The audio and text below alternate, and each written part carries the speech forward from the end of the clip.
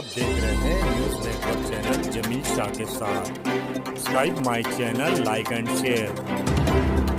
India alliance Samajwadi party के उम्मीदवार इरशाद भाई जहांगीरदार ने पत्रकारों के जरिए जनता को बताया कि इंडिया अलायंस के कार्यकर्ताओं को ये आदेश आया है कि आप लोग मैत्री पक्ष के धुले विधानसभा के दोनों उम्मीदवारों में से किसी का भी प्रचार कर सकते हैं। अब कोई कार्यकर्ताओं पर कोई दबाव नहीं रहा। आप आजादी से अपने महाविकास अघाड़ी के उम्मीदवार या फिर समाजवादी पार्टी के उम्मीदवार का प्रचार कर सकते हैं। एक आज़ादी मिल गई है कि वो समाजवादी पार्टी का काम करे या शिवसेना का काम करे। कोई कार्यकर्ता या कोई पार्टी के पदाधिकारी पे ये दोनों पार्टियों का काम करेंगे तो उन पर कोई कार्रवाई होगी नहीं। ये हिसाब से मुझे ऐसा लगता है कि आज धुलिया का इलेक्शन और बड़े पैमाने पे ट्विस्ट हो गया है।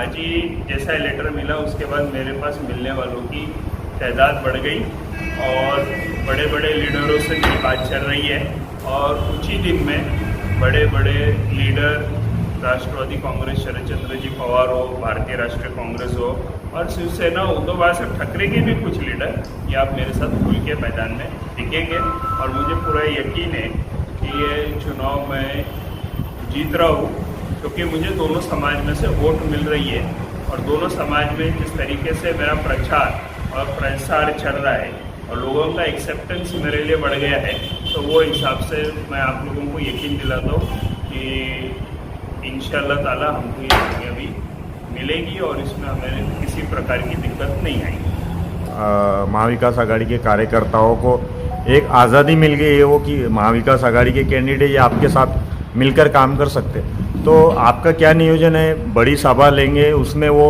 आ सकते हैं, बाहर के कोई प्रवक्ता आप बुलाएंगे? देखो, मैं भी अभी महाविकास आघाड़ी का उम्मीदवार था। समाजवादी पार्टी उसमें उन्होंने स्पष्ट लिखा है कि इंडिया अलायंस का घटक है और महाविकास आघाड़ी का घटक है, यानी अब दोनों पार्टियां लड़ रही। महाराष्ट्र में से कई सीटें हैं जिधर दो पार्टियां लड़ रही, तो सब जगह अभी मैत्रीपूर्वक लड़त हो चुकी है। इसका कारण ऐसा था कि हर एक जगह पे लोगों में नाराजगी हो रही थी। आप देखे रहेंगे कुछ दिनों पहले उद्धव बाळासाहेब ठाकरे शिवसेना के बहुत से पदाधिकारियों ने राजीनामा दिया या पक्ष बदले, तो उन्हें भी उनका पक्ष संभालना है। तो एक उम्मीदवार की नाराजगी की वजह से लोग नहीं टूटना चाहते। जैसे उम्मीदवारों ने कुछ डायरेक्ट शब्दों में बोला कि मेरे पास आना है तो आओ, नहीं तो नहीं आना है। ये चुनाव है, हमको सबके पास जाना है, सबकी इज्जत करना है, सबको साथ में लेना है। और मैं 16 साल करते आया हूँ, लोग मेरे साथ ऑलरेडी पहले से जुड़े थे। अभी उन्हें ऑफिशियली खुलेआम उनको परमिशन मिल गई है मेरे साथ, तो बहुत से लोग हमारे साथ जुड़ेंगे। हमारी 3 बड़ी सभाओं का नियोजन है अभी। हमारी एक सबसे बड़ी सभा तो 19 अक्टूबर के दिन हो चुकी थी, 19 नवंबर अक्टूबर को हुई थी और अब आगे की भी सभाओं का नियोजन है।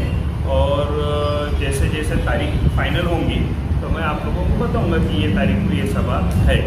तो हमारी 3 सभाएं मुस्लिम एरिया में, 1 सभा नॉन मुस्लिम एरिया में, ऐसे 3-4 सभा का नियोजन है। जैसे भाई जो नाराज कार्यकर्ता थे महाविकास आघाड़ी के, तो कई आपको लगता है क्या ये लेटर आने में लेट हो गया है? क्योंकि बहुत सारे, एक मिनट, जैसे बहुत सारे कार्यकर्ता है उनको बीजेपी ने खींच लिया है, तो आपका क्या नियोजन है उनके बारे में? अभी बहुत सारे कार्यकर्ता नाराज बैठे हुए हैं।